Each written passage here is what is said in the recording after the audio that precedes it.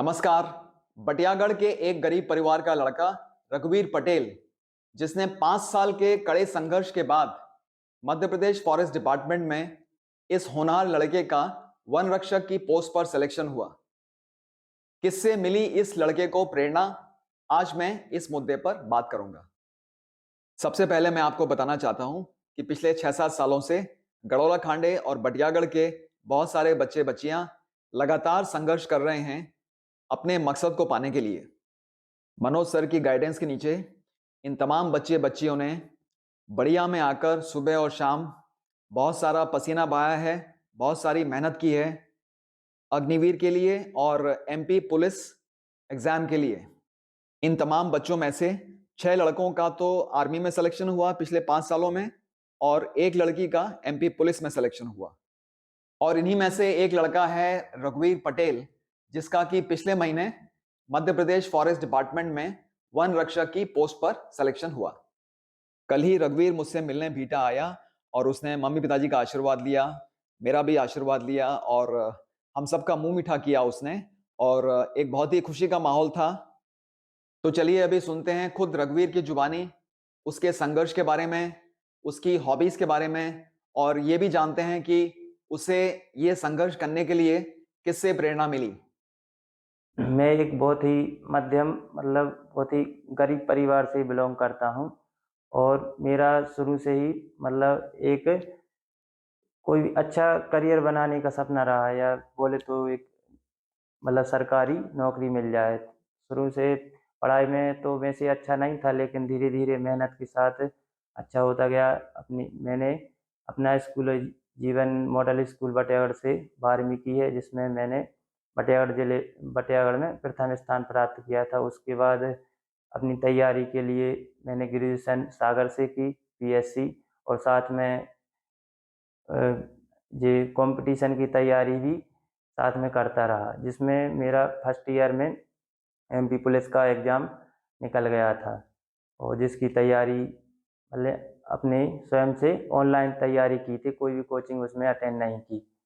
और साथ में उसका फिजिकल भी निकल गया था, लेकिन कुछ मार्क्स से फाइनल मेरिट में बाहर हो गया, जिसके साथ और मैंने अपनी हिम्मत नहीं हारी और तैयारी में लगा रहा।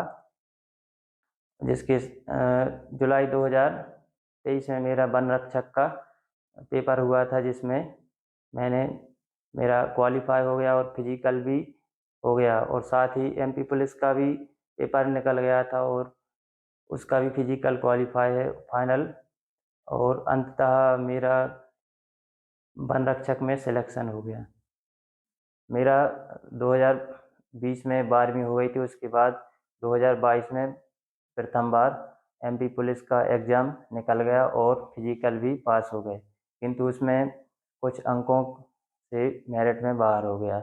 किंतु मैंने अपने संघर्ष जारी रखा और बीएससी के फाइनल वर्ष के पेपर के बाद जून 2023 में मेरा वन रक्षक का पेपर हुआ और अगस्त में एमपी पुलिस का पेपर हुआ, जिसमें मुझे सफलता प्राप्त हुई और मैं पेपर क्वालिफाई किया। जिसके बाद और फिजिकल की तैयारी के लिए मैं अपने गांव से ही तैयारी की और गढ़वाला डिफेंस एकेडमी के साथ मैंने अपनी तैयारी जारी रखी और अंततः उसमें भी पास हो गए। गढ़वाला डिफेंस एकेडमी से मेरी फिजिकल की तैयारी बहुत अच्छे से हुई। यहाँ पर सर द्वारा बहुत अच्छे तरीके से अपन को रनिंग करना, गोला फेंक, लॉन्ग जंप, हर प्रकार की फिजिकल संबंधी सभी प्रकार की चीज़ें सिखाई जाती हैं। खास करके रनिंग पर ज़्यादा जोर दिया जाता है और सर के मेजर साहब के मार्गदर्शन में अपन को करियर गाइडेंस भी देते हैं, तो अपन फिजिकल के अलावा और क्या क्या चीज़ें कर सकते हैं। ऐसे मिला के बहुत सारी चीज़ों में फ़ायदा है।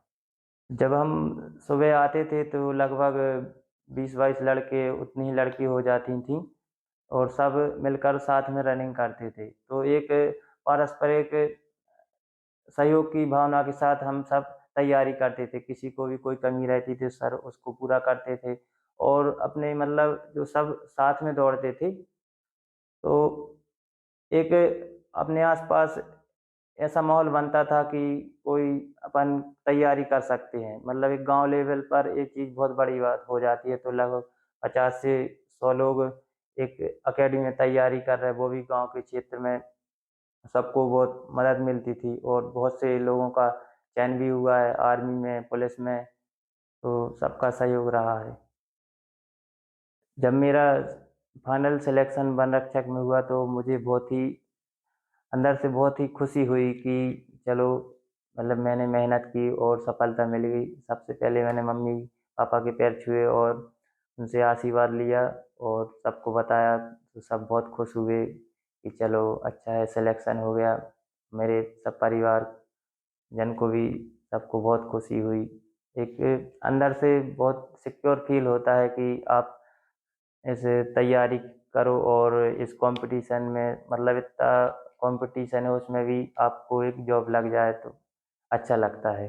प्रेरणा का स्रोत तो मेरी, मतलब पारिवारिक स्थिति ही सबसे ज़्यादा रही है।